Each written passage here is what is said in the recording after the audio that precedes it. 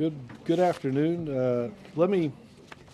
Since I neglected to do this Friday when we met in my office, and then neglected to do it yesterday on the plane, let me give you a dwindling week ahead. Since if I forget it one more time, we'll be halfway there. Tomorrow, the president will travel to New York City, where he will attend and deliver remarks at the memorial service for Walter Cronkite. As many of you know, later that evening, the president will address a joint session of Congress regarding health care. On Thursday morning, the president will hold a cabinet meeting at the White House. The president and vice president will have lunch here also at the White House together. Later in the afternoon, the president will meet with the Crown Prince of Abu Dhabi. In the evening, the president will host... Crown Prince who? Of Abu Dhabi, excuse me. Crown Prince of Abu Dhabi. In the evening, the president will host the Stanley Cup champion Pittsburgh Penguins. And on Friday, to mark September 11th, the president will hold meetings at the Pentagon and then is expected to spend the weekend in Washington, D.C. They deliver remarks at the Pentagon? Or at the memorial? Yeah. Okay. Sorry, Chuck, interrupted your weekend part. Camp David, or you said spend the weekend. The guidance I have is spend the weekend in Washington. On healthcare or just broad subject? Broad subject, but I anticipate the topic will be one that is discussed. Yes, ma'am. tomorrow night, will the president be definitive about a public option, yes or no, what he might accept kind of in the middle? Let me discuss broadly what I think the president will talk about tomorrow. First, I think first and foremost, the president will use tomorrow night to speak directly to the American people about his vision for achieving stability and security through health care reform for the American people. Secondly, I think he'll lay out clearly what health reform means to Americans. For those that are fortunate to have health insurance but still struggle with skyrocketing premium costs or insurance abuses, he'll address those. For those that don't have health insurance, he'll obviously address the need to provide accessibility to affordable health insurance. And I think he will obviously clear up any confusion about what's not in health care reform. And lastly, I think he will answer many of the big questions about how we move forward on health care reform and what he considers reform to truly be. I think those are the 3 points that he set out to do. I will wait on the details for the president's speech.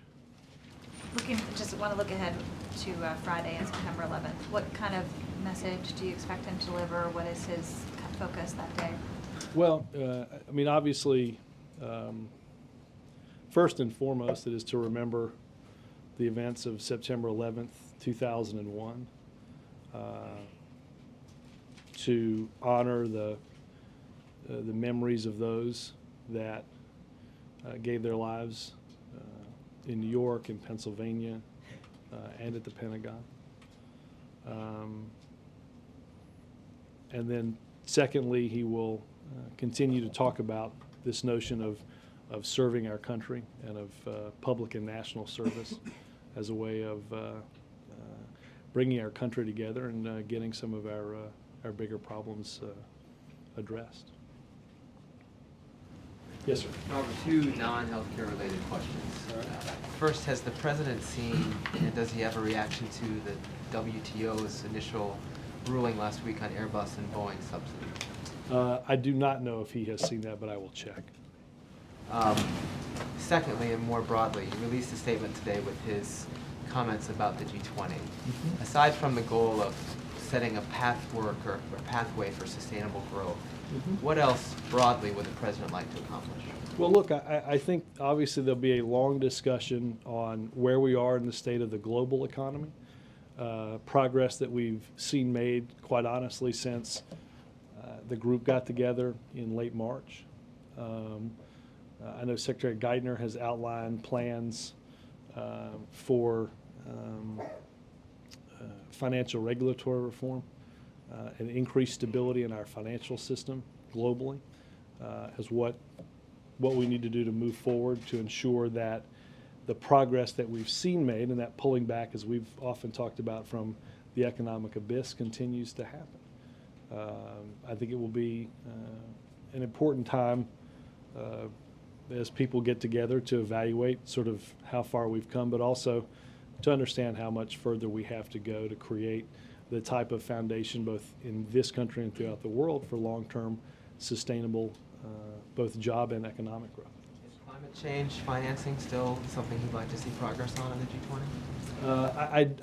I assume that's going to be a topic that's discussed as well as at the UN General Assembly earlier in that week. Yes, sir.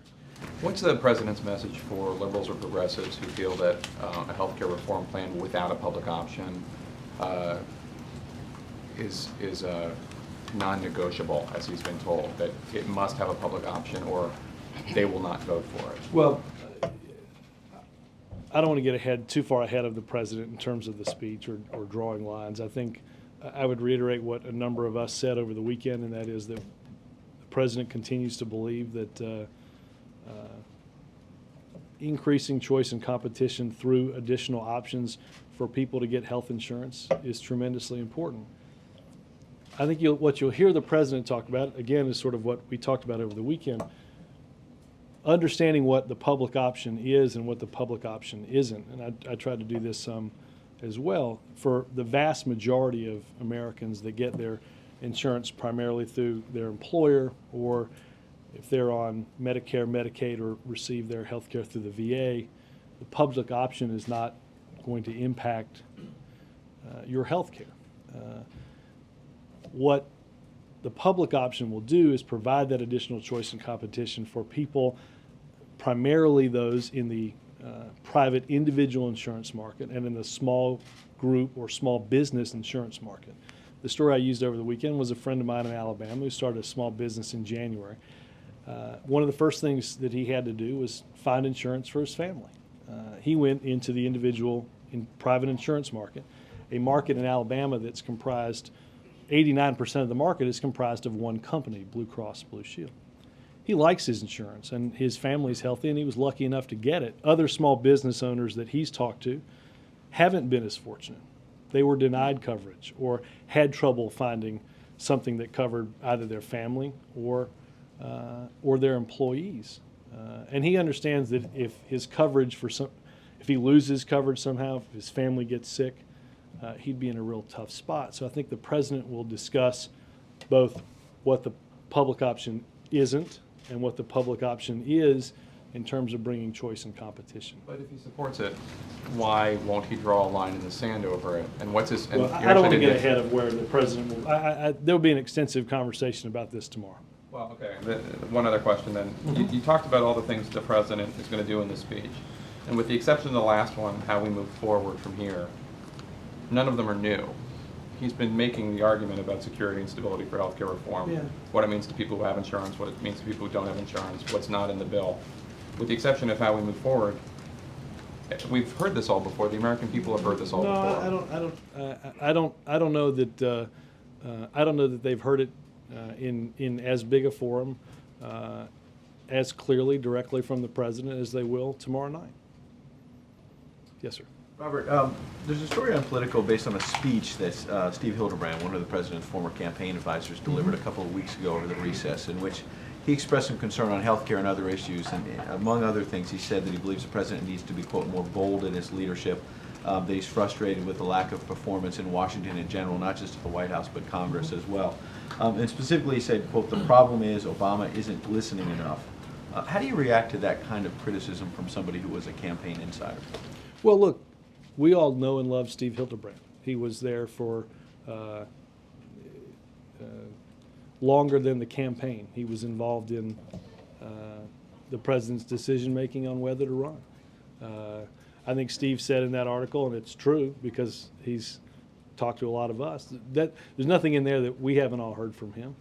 But look, I think Steve's frustration is the frustration of people not only in this town, but a lot of people outside of this town, and that is Washington's inability to address its big problems and get something done. That's what led the president to run for president, and that's what led him to fight for reforming health care.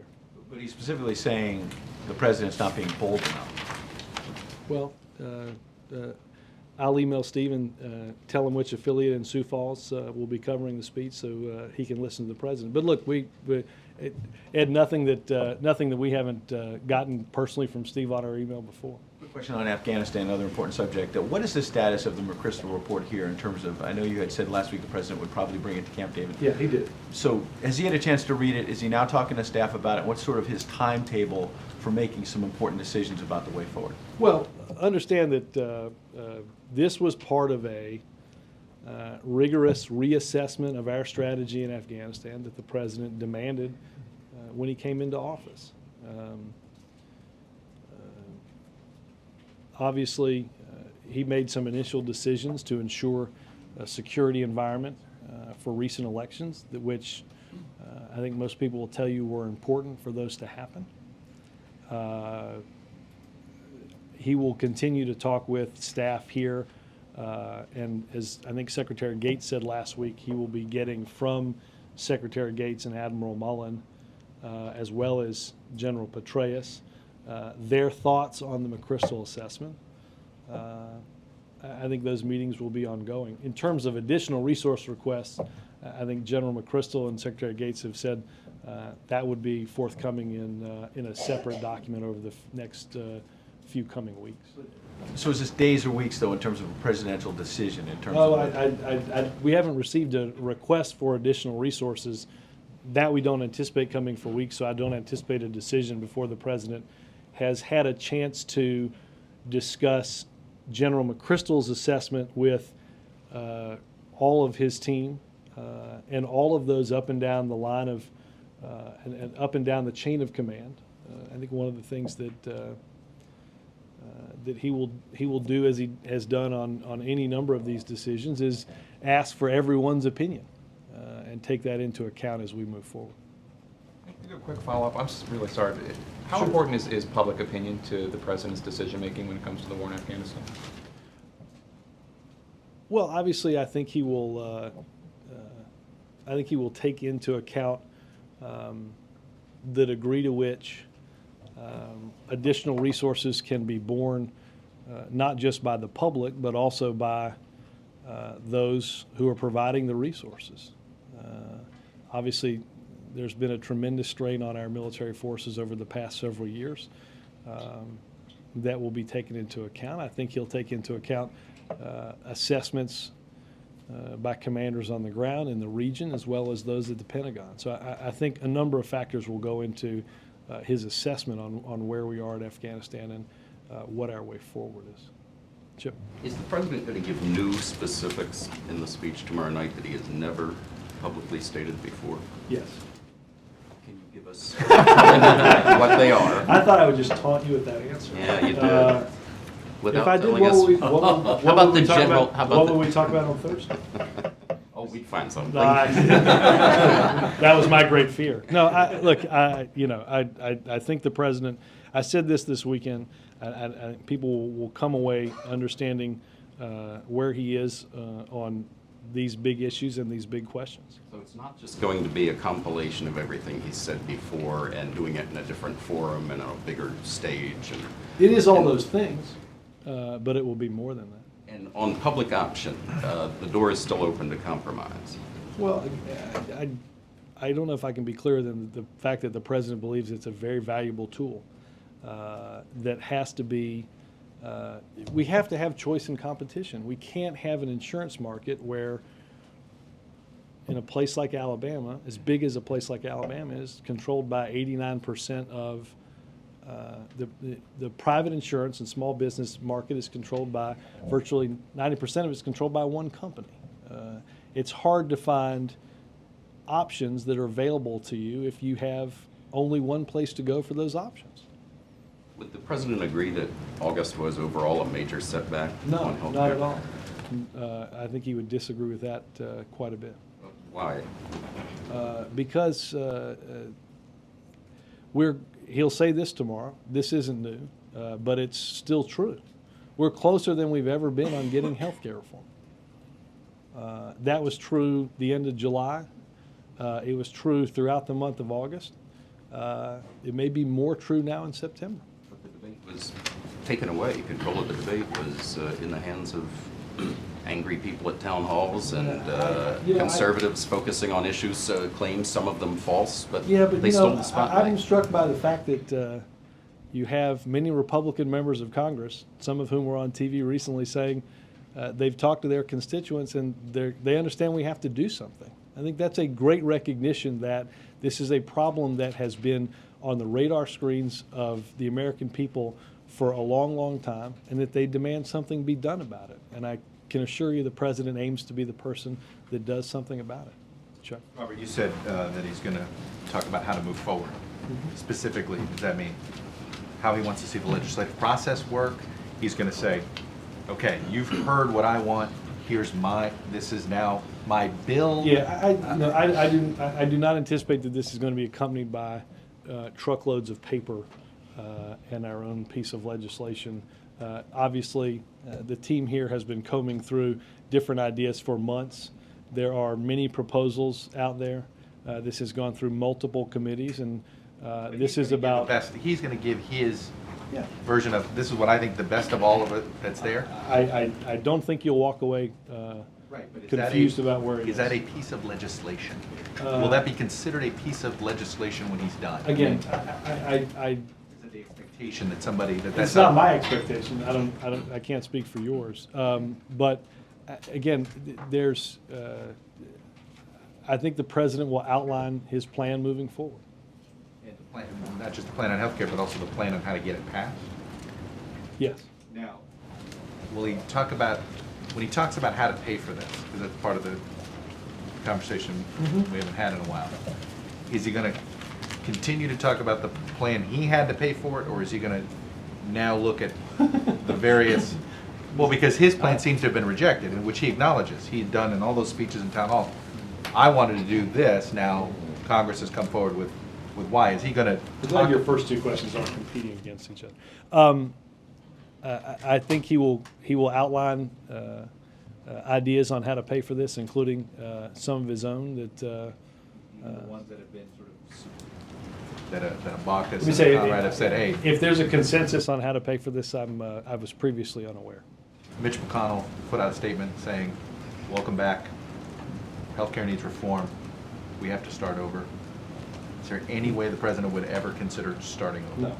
No. We've been doing this for how long?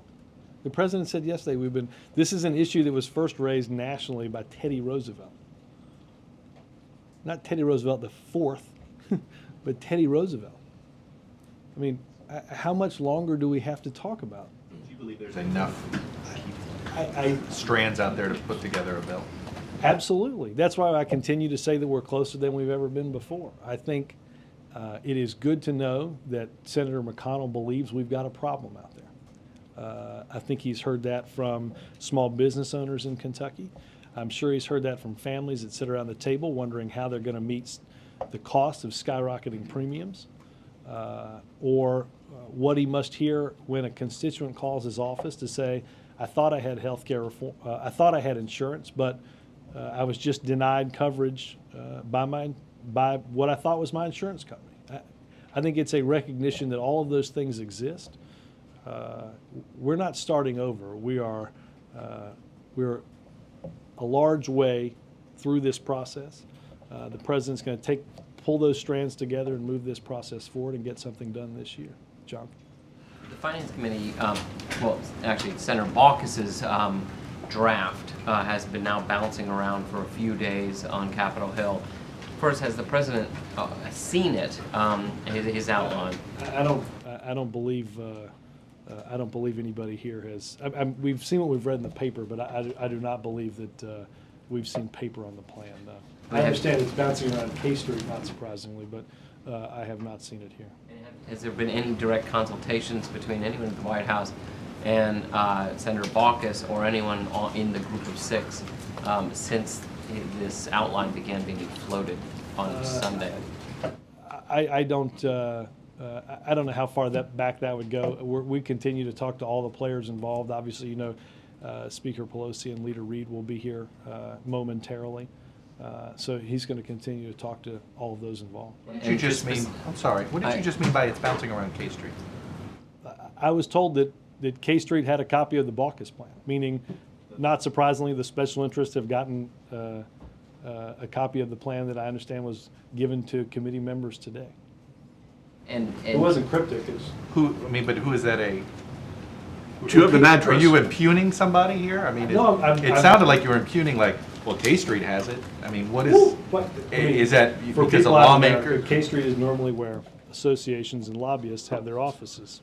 I'm simply making the point to Chuck that those people have gotten a copy of healthcare reform. And why is And that? you haven't? That Max Baucus gave it to him? Is it the other members of the committee gave it to him? What are you saying here? Call some of your lobbyist friends, Chuck. I don't know how, I don't, we haven't seen what was, I think, dispersed today, or what I'm told was dispersed today. K Street got it, you guys haven't. Not surprisingly, yes. I mean, just one last, Yeah. and so can you tell us about specific people that, folks on the Hill that the president has spoken to, let's say today, other than Harry Reid and Nancy Pelosi? I don't know of anybody today that doesn't work here. Robert, do you have a feel for how long the speech will be? Not at the moment, but Is it still being written? absolutely. I will have better guidance, knock on wood, a little bit later on today on that. My sense, this will all, from start to finish, will all be wrapped up within the hour. I assume the speech will go, it's hard for me to judge applause and things like that, but my sense is the speech is probably a 30 to 35 minutes in length itself. And what are the stakes involved? Is this a do or die, make or break, now or never kind of speech for the president? I thought that was yesterday. We just bounced from make or break moment to there's so many great sort of sports analogies we could use. I generally think that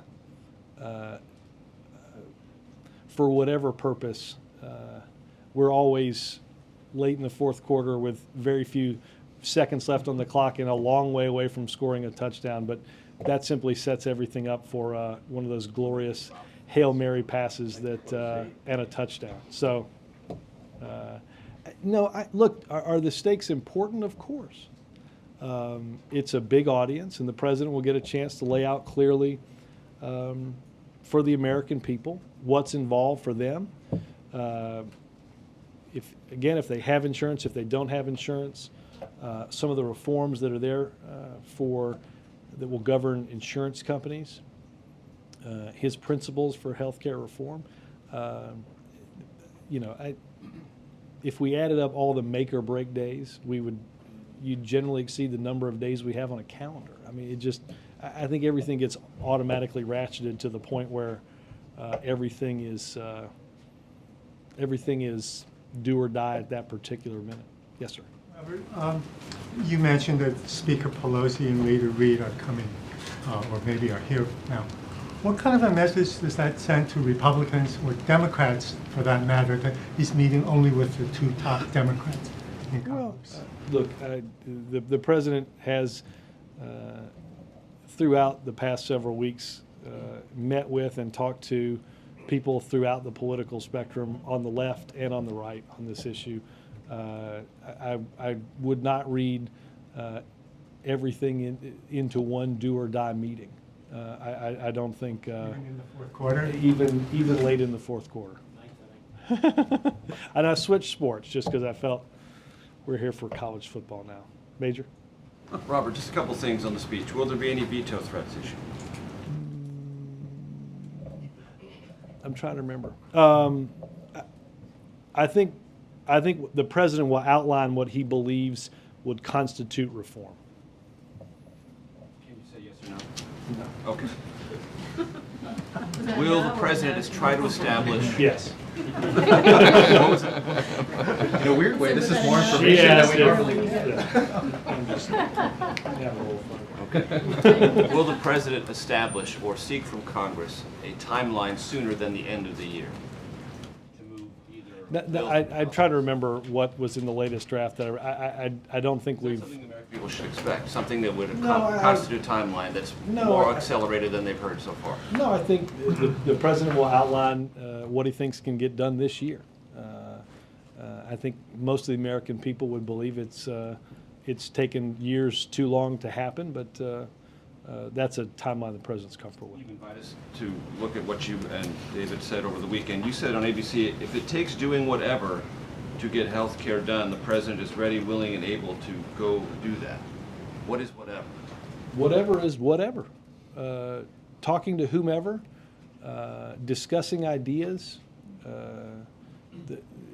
I think what's always been a hallmark of the president is there's not a rigidity. He's focused on the end and he's focused on results. And I think that's what the American people will see tomorrow night. And you were asked about the public option in the same show, and I just want to make sure I understand what you were trying to convey, because you interrupted at one point. You were talking about the vast majority of people, then you said, if you're on Medicare, and the host said something, and you said, you're not even going to be affected in any way, shape, or form by a public option. Right. Were you just meaning people who are on Medicare, or people No. who are in the private insurance sector across the board? No, what I meant was using the example I used at the beginning of the briefing when I was first asked about the public option. If you're one of the 160 to 180 million people that receive it primarily through your employer, if you're on a program like Medicare, Medicaid, or VA, all of that universe together is not substantially at all impacted by the notion of a public option. Its primary effect is on that private, individual, and small group or small business market. So that comment was limited to those within Medicare, Medicaid, and VA.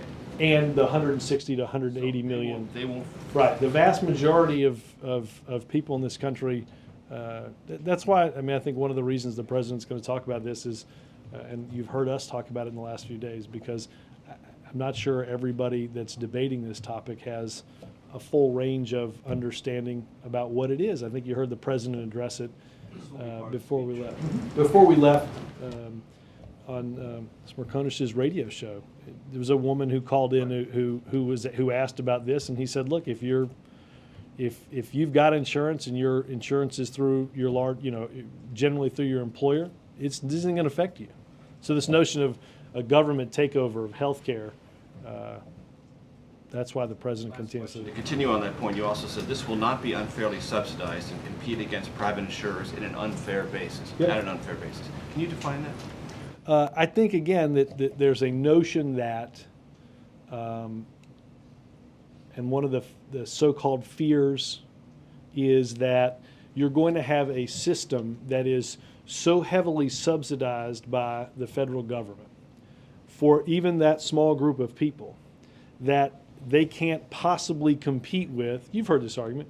We can't possibly compete with private insurers. Well, I think the president will be fairly specific about again, what it is and what it isn't, meaning this is not going to be some grandiosely subsidized, unlevel playing field. That specific in dollar amounts, or is that the kind of specificity that you No, will I leave think to Congress? I think just outlining that example in specificity will probably be what he does. Robert, could you just tell us a little bit about the nature of the meeting with Speaker Pelosi and Senator Reid? Is he seeking their advice on his speech, giving them a detailed briefing of what he's going to say? What? Look, I think he will get a legislative lay of the land. I think he wants to talk to them. He's talked to them. He talked to them over the recess. He'll talk to them again about where members are. And I have no doubt they'll talk extensively about what the president will outline. And we'll provide a readout from the meeting as well. And I think they're planning on visiting you all outside after that meeting as well. Just a quick follow. Knowing that the president reads widely about especially subjects like health care, he circulated that Atul Gawande article earlier this year, the New Yorker, the Macallan. Has he read the recent cover story, The Atlantic, the argument made that was made in that article about catastrophic health insurance for all Americans and allowing procedures day to day to be put more to the market and paid for by individuals rather than insurance claims? I have seen him with the Atlantic before. I don't know if he's seen or read that. A lot of talk inside the administration. David Brooke, I think, wrote a column urging the president to read this over the weekend. I didn't see the column nor the article. But let me see if he's had a chance to look. Jeff. Sort of reassessing this, what does the president think that he has done wrong, or that he could have done better over these last recent months to explain this better to the American people? Well, look, I think in some ways, to give you a little bit more of an inside baseball answer, I mean, look, in many ways, this has been something that Congress has been working through. Details, this has obviously gone through 4 of 5 committees. We've talked here about a 5th committee continuing to work on this progress. I think what the president will do is, as I've said, take the strands that exist, the ideas that are out there, and try to pull many of those together, outline in some specificity a plan moving forward. I think the president understands and always has understood that this was not going to be easy. So I think an additional forum, one of the size and magnitude of a joint address, I think he feels like he can speak more directly to a larger group of the American people, and hopefully talk explicitly about what is in healthcare reform, not just what is not in healthcare reform, which has taken up a decent amount of all of our time. In terms of the forum, why was a joint address picked over an Oval Office address, since he's addressing the American people first and foremost more than the members of Congress? Just from a purely, in many ways, I think the length of time, in all honesty, that you get with a little. I mean, obviously, I think most joint addresses are far longer than an Oval Office address is, and I think this is a topic that probably takes some time to walk through. Yes, sir. Robert, 16 years ago this month, President Clinton chose this forum to deliver a similar message. What's going to be different? Is it just going to be the time? Well, I mean, different? logistically, I mean, understand, I think, as best I recall, that was the beginning of a healthcare process rather than what we see as, quite frankly, close to the end. So, I mean, I think there are any number of, I think that's probably the biggest and primary difference in those two speeches. Yeah. My guess is that both leaders saw it as a venue and an opportunity to engage a big number of the American people in a topic that they thought was important. Ask about tone also. Yesterday at the Labor Day speech, we really saw the feisty Obama, the one who said the opponents are out there spreading lies. We got to stand up for what's right here. Are we going to see that tomorrow night, or is it going to be a conciliatory? Probably a little less labor rally and maybe a little bit more Congress. Look, not to make a little pun. I mean, obviously the president was a little fired up yesterday. Told a story that I know we certainly love to hear again and again. I actually mean that. I having been at that event, I love that story. We told that story a lot in some of the darker days. But I think, we're trying to get you fired up, Ed. But I think look, we understand the audience, which is directly the American people, and that is, and Congress. And I think the president will use it as an opportunity, less of a rally and more of a walking people through, again, what's in it for them for healthcare reform. Mara? The president has said many, many times, and you just repeated, that for people who have employer health care, nothing is going to change. Yet one of the reasons that... Well, no. Let me just make sure I'm specific. That's related, they're not related to the public option. Yeah, related to the public option, but... We hope it changes because... Better, of course. Right, there's millions of people that get discriminated against by their insurance companies. Right. But I'm saying if you like your health insurance, you're not going to lose it. I guess one of the reasons that the polls have slipped for you in healthcare is because people with health insurance are worried that employers will dump them into the public option if they have their choice. Will he Well, again, say tomorrow night. but that I think that's part of what he's going to address. The fact that there'd be some mechanism to prevent them from right, doing that? you can't. I mean, again, that's why we explain sort of what is and what isn't involved in the public option. I know there's this great myth of the fact that hundreds of millions of people's coverage will be dumped into that. That wouldn't solve a problem. That would simply Explain why that won't be able to happen. Okay. Yep. And my second question on this is, I know you got a letter from these group of progressive caucuses in the House asking for a meeting with him. Has it been set yet? I haven't seen that letter. I know there was a phone call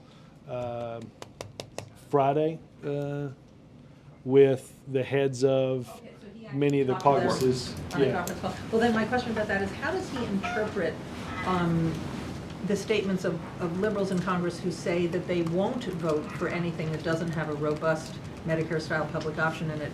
Are they just pushing hard for what they want? Or are they really saying they'd rather have nothing than half a loaf? Is there a C? No.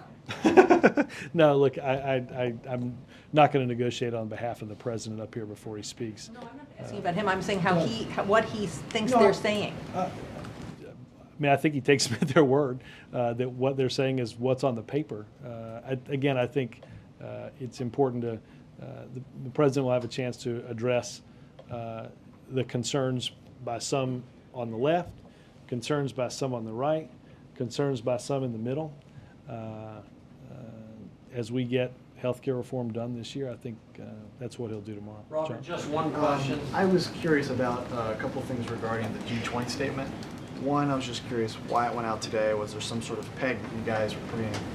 Was there some sort of I think peg it's or- just the process of getting a bunch of stuff out over the course of the next few weeks as we head into. I mean, obviously, this week and next week we're here, but then obviously we go into that Monday the 21st, I think, and we're whether it's UNGA and G20, there's just a lot of stuff. Right, and then I found it striking that there was no mention of the word protectionism or the concept in the statement, which was really a bellwether of the summit back in Washington. And President Obama talked about protectionism a good deal in London last spring. So I was just curious why that was. Does he feel like? I don't think the totality of everything that might be discussed was necessarily in that introductory statement. I don't doubt that that trade and the global economic health as a result of ensuring that commerce is happening like that I think that will obviously certainly be a topic.